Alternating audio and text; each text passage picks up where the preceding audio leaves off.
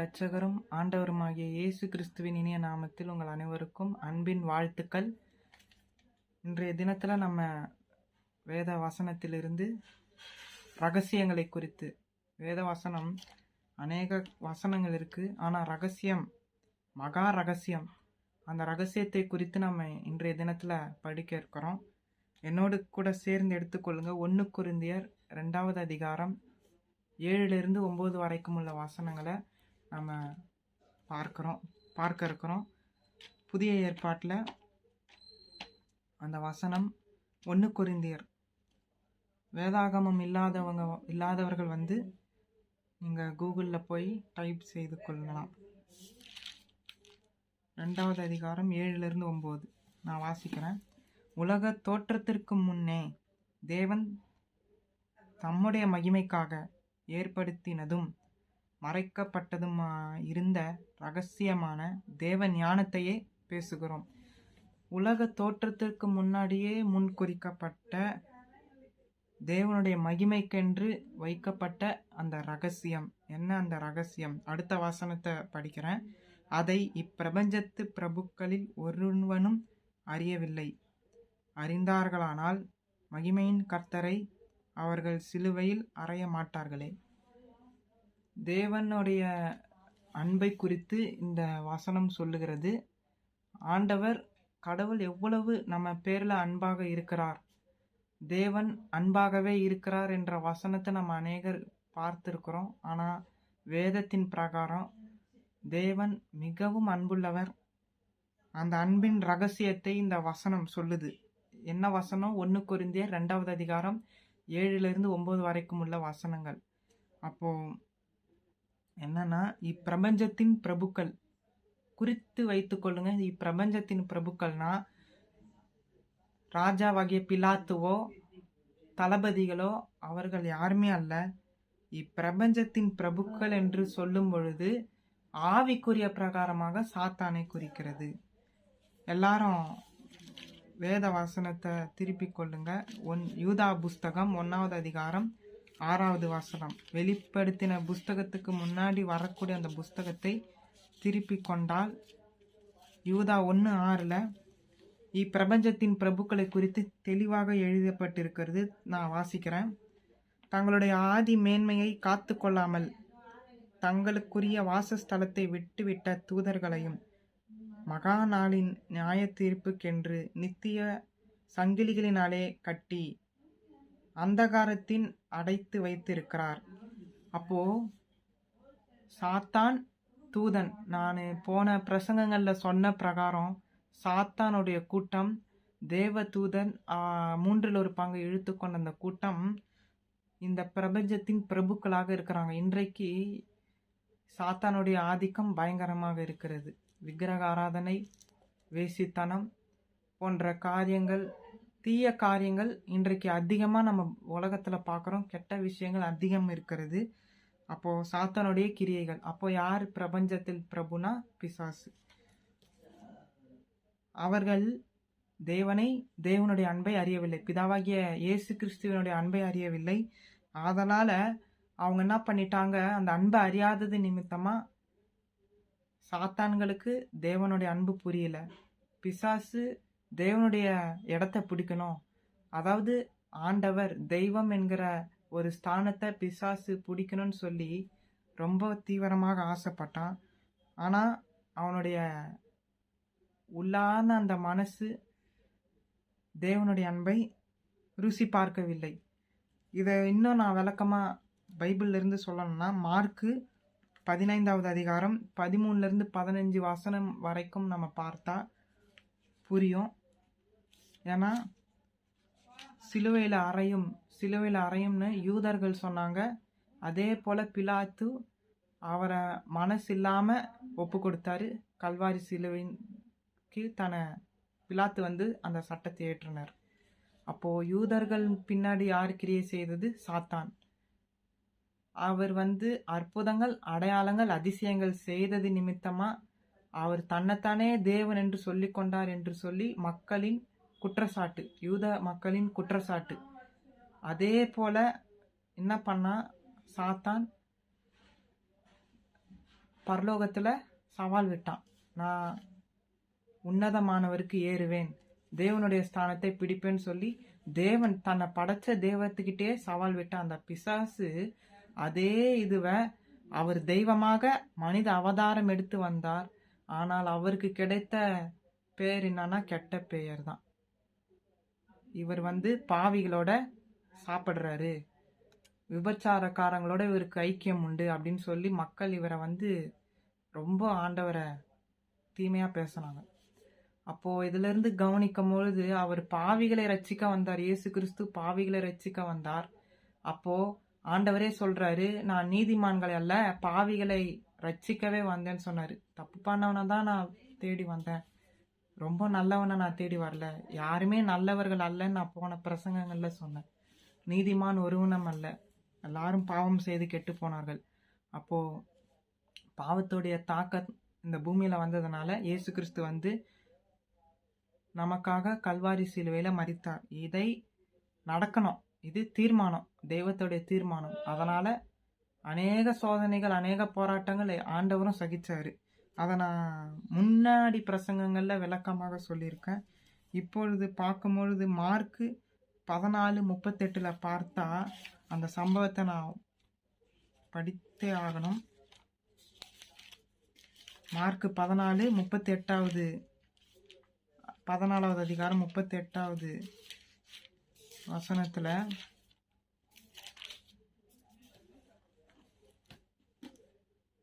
38 இந்த வசனங்களை பார்க்கும் பொழுது, நீங்கள் சோதனைக்குட்படாதபடி விழித்திருந்து ஜெபம் பண்ணுங்கள், ஆவி உற்சாகம் உள்ளதுதான், மாமிசமோ பலவீனம் உள்ளதுதான் என்றார். இந்த வார்த்தை யார் சொல்றான்னா இயேசு கிறிஸ்து சொல்றாரு. ஆவி உற்சாகம், மாமிசம் பலவீனம். ஆவினா நமக்குள்ள இருக்கிற ஒரு ஆவி, இது மேல் சரீரம். அப்போ ஆவியானது உற்சாகமா இருக்கும், மாமிசம் விழுந்து போகக்கூடிய ஒரு மாமிசம். நம்ம சரீரம் சில சமயம் பலவீனமானது, தவறுகள் செய்யும், பலவிதமான மாமிச எண்ணங்கள் நம்மளுடைய இருதயத்தையும் சிந்தையும் தாக்கும். அப்போ சொல்றாரு, சோதனைக்குட்படாதபடி விழித்திருந்து ஜெபம் பண்ணுங்கள். அப்போ அவருக்கு சோதனை நேரம் மட்டும் இல்லை, இன்றைக்கு நாமளும் இயேசு கிறிஸ்துவை போல பாடுகள் வரும். இயேசு கிறிஸ்துவை ஏற்றுக்கிட்டேன், நான் அவரை ஆண்டவராக ஏற்றுக்கிட்டேன் அப்படின்னு சொல்ற உங்கள் அனைவருக்கும் என்ன சொல்றாருன்னா, சோதனைகள் வேதனைகள் உண்டு, பாடுகள் உண்டு, ஆனால் திடன் கொள்ளுங்கள், உறுதியா இருங்க, உலகத்தை ஜெயித்தேன் என்று இயேசு கிறிஸ்து சொல்லியிருக்கார். அப்போ அவருடைய சோதனை கல்வாரி சிலுவையில் அவர் கெத்செமனே தோட்டத்துக்கு போகும் முன்பதாக ரொம்ப வியாகுலத்தோட அந்த தோட்டத்தில் போய் ஜெபம் பண்ணும்பொழுது அவருடைய வேர்வை இரத்தத்தின் பெருத்துளிகளாக விழுந்தது. அப்போ என்னன்னா அவர் அந்த உபத்திரவத்தை நினைத்து ரொம்ப தன்னை ப்ரெஷராக ஒரு அழுத்தம் அவரை அழுத்துச்சு. அந்த பாடுகள், அந்த சோதனைகள், அவர் கல்வாரி சிலுவையில் மரிக்க போறாரு, ஆணியை வச்சு அடிக்க போறாங்க, முள்முடி வச்சு சூட போறாங்க, அநேக அவமானங்கள் நிந்தைகள் அவருக்கு வரப்போகுதுன்னு முன்னையும் நம்ம எப்படி ஒரு விஷயத்தை குறித்து பயப்படுவோமோ, ஒரு பிரச்சனையை நினச்சி பயப்படுவோமோ, அதே போல் அவருக்கு அந்த பாரமானது அன்றைய தினத்தில் அவர் அழுத்துச்சு. இன்றைக்கு எல்லாரும் அவரை பரிசுத்தர், தேவ தூதர்கள் சொல்கிறாங்க, மூப்பர்கள் சொல்கிறாங்க, விசுவாசம், நாம் எல்லாரும் ஆண்டவரை தொழுகிறோம். காரணம், அவர் செஞ்ச மிகப்பெரிய தியாகம், சிலுவையில் நமக்காக உயிர் கொடுத்த அந்த பெரிய தியாகம். மத்தேயு 2வது அதிகாரம் 3வது வசனத்தை வாசிக்கும் பொழுது, அவருடைய பிறப்பிலிருந்தே சோதனை ஆரம்பித்தது. இயேசு கிறிஸ்துவின் பிறப்பின் ஆரம்பம் சோதனை, அவர் கல்வாரி சிலுவையில் மரிக்கிற வரைக்கும் சோதனை, உயிரோடு எழுந்திருக்கும் பொழுது அவர் வெற்றி. சாத்தான் தோற்று போகிறான், இயேசு கிறிஸ்து ஜெயிக்கிறார். அப்போ நம்ம ஒரு விஷயத்தை அறியணும், இயேசு கிறிஸ்துவை நீங்கள் நேசிக்கிறீங்களா, இயேசுவுக்காக வாழணும்னு விரும்புகிறீங்களா, அநேக உபத்திரவங்கள் சோதனைகள் வரும். இயேசு கிறிஸ்து பிறப்பிலிருந்தே அவருக்கு ஆரம்பித்த சோதனை, அவருடைய வாழ்க்கை சிலுவையில் அவர் மரிக்கிற வரைக்கும் அந்த பிரச்சனை அவரை வாட்டிச்சு. ஆனால் அந்த பிரச்சனை அவரை ஒன்றும் செய்ய முடியல. 3ஆம் நாள் உயிர் தெழுந்த பொழுது அவர் எப்படின்னா தெய்வமாக தன்னுடைய முழு வல்லமையை காட்டினார். எந்த மனுஷனாலையும் அந்த மாதிரி உயிரோடு எழுந்திருக்க முடியாத அளவுக்கு அவர் உயிர் தெழுந்தார். அதுதான் மிகப்பெரிய ஒரு காரியம். அப்போ இன்றைக்கு நம்ம பார்க்க வேண்டிய முக்கியமான விஷயம் என்னன்னா, சோதனைகள் வரும், வேதனைகள் வரும்.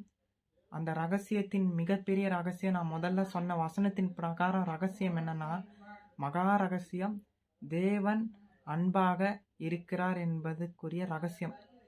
நம்ம பாவிகளா இருக்கும் பொழுது ஆதாம் ஏவாள் தப்பு செய்வாங்கன்னு தெரிஞ்ச என்ன பண்ணாரு, ஒரு பரிகாரத்தை உண்டு பண்ணாரு. பரிகாரம்னா அவங்க செஞ்ச தவறுக்காக, மனுஷன் செய்த பாவத்துக்காக கடவுள் மனிதனாக மரிக்க வேண்டும் என்ற தீர்மானம், அதை நிறைவேற்றினார். அந்த நிறைவேற்றது நிமித்தமாக தான் ஆண்டவர் தெய்வத்துக்கும் ஒரு இருதயம் இருக்கா, அவரும் அன்பானவரா அப்படின்ற ஒரு காரியம் பிரசித்தமாச்சு. இல்லைன்னா நம்ம யாரும் இயேசு கிறிஸ்துவை குறித்தோ அவருடைய சிலுவையை பற்றி குறித்தோ நம்ம பேச மாட்டோம். அவர் செஞ்ச தியாகத்திலே மிகப்பெரிய தியாகம் என்னன்னா, எந்த ஒரு தெய்வமும் ரத்தம் சிந்தி முள்முடி மாட்டி ஆணிகள் அடிக்கப்பட்டு கொடூரமான முறையில் மரித்ததே இல்லை. இயேசு கிறிஸ்து ஒருத்தர் தான் அப்படிப்பட்ட கொடூரமான ஒரு பாடுகளுக்குள்ள போய் மரித்து உயிர்த்து இன்றைக்கும் பிதாவோட பரிந்து பேசுகிறார். நம்முடைய பாவங்களுக்காக அவர் பரிந்து பேசுகிறார். நாம் செய்கிற ஒவ்வொரு காரியங்களுக்காக பரிந்து பேசுகிறார். அவகாசத்தை கேட்குறாரு. பாவ மன்னிப்பை நம்ம கேட்குறோம். அந்த பாவ மன்னிப்பு பின்னாடி யார் மன்றாட்டு ஜபமாக ஏறெடுக்கிறாருன்னு சொன்னால், இயேசு கிறிஸ்து பிதா கிட்ட மன்றாட்டு ஜபமாக ஏறெடுத்து நமக்கு கிருபையின் காலத்தை கூட்டி கொடுத்துக்கிட்டே இருக்கிறார். சரி அப்படின்னு சொல்லி, அப்போ மிகப்பெரிய ஒரு அன்பின் வசனம் ஆகிய ரகசிய வசனம், மிகப்பெரிய ரகசியம். இது உலகத்துக்கு தெரியாது. இந்து முஸ்லீம் உள்ள சகோதரருக்கு இது குறித்த ஒரு அறிவு தெரியாது.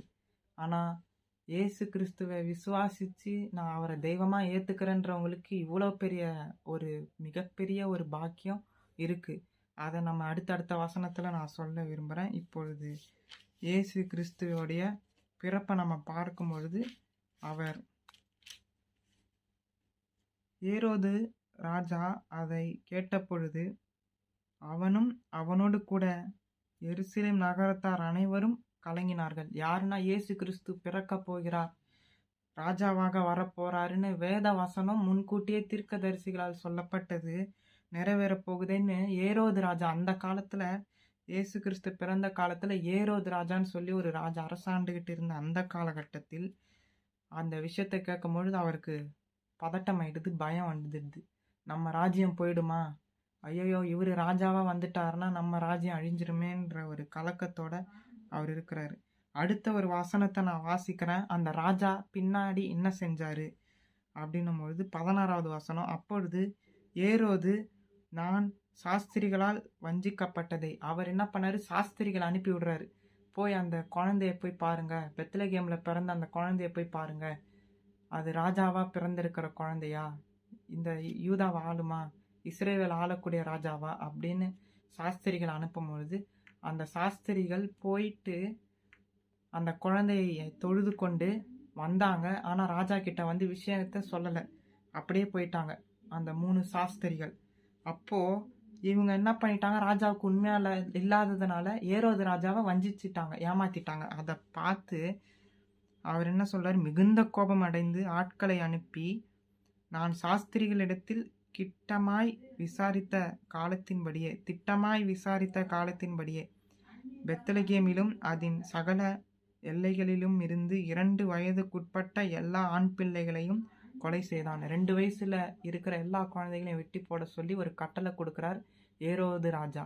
அப்போ ஏன்னா சாத்தானுடைய கிரியை இதுக்கு பின்னாடி இருக்கு. ஏரோது ராஜா செய்யலை, ஆனால் ஏரோது ராஜாவுக்கு பின்னாடி யார் செய்கிறா, பிசாசு.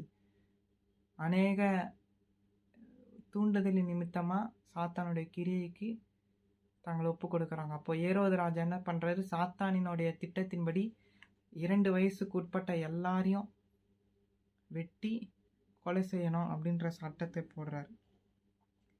அதுக்கப்புறம் நான் இன்னொரு வசனத்தை சொல்ல விரும்புகிறேன். மத்தேயு 4வது அதிகாரம் 1-11 வாசிக்கும் பொழுது, இயேசு கிறிஸ்து பிசாசினால சோதனைப்படுறாரு. அவர் வளர்ந்து ஞானஸ்தானம் எடுத்த பிறகு 40 நாள் உபவாசம் பண்ணி ஜெபிக்கும் அந்த வேலையில, சாப்பாடு இல்லாம தண்ணி இல்லாம ஜெபிக்கிற அந்த வேலையில சாத்தானுடைய சோதனை வருது. ஆவியானவர் நிறைச்ச பிறகு அப்போ 3 சோதனையில ஜெயிக்கிறாரு. நான் ஆல்ரெடி சொன்ன பிரகாரம் கல்ல அப்பமாக்கி சாப்பிடுன்னு சொல்றான் சாத்தான். அதுக்கும் அவர் கீழ்ப்படியில. ஆலயத்தோடைய முற்றத்திலிருந்து கீழே விழுந்து குதி, ஏன்னா தேவதூதர்கள் உன்னை தாங்கிக் கொள்வார்கள்ல, சங்கீதம் 91ல இருக்கிற அந்த வசனத்தை சுட்டி காட்டி மேலிருந்து கீழே குதிச்சு விழ சொன்னா அதுக்கும் அவர் கீழ்ப்படியில. 3ஆவதா ஒரு காரியத்தை அவருக்கு சோதனையா வைக்கிறான். உலகத்துடைய எல்லா ராஜ்யமும், பொண்ணு வெள்ளி, இந்த உலகத்துல என்னென்ன புகழ், ஆஸ்தி, சொத்து, ராஜ்யம், ராஜாக்களுடைய சம்பத்து எல்லாத்தையும் காட்டுறான். ஆனா இயேசு கிறிஸ்து அதுக்கு மயங்கவே இல்லை. பிதாவின் சித்தத்தை செய்வதற்கே நான் வந்தேன்னு சொன்னாரு.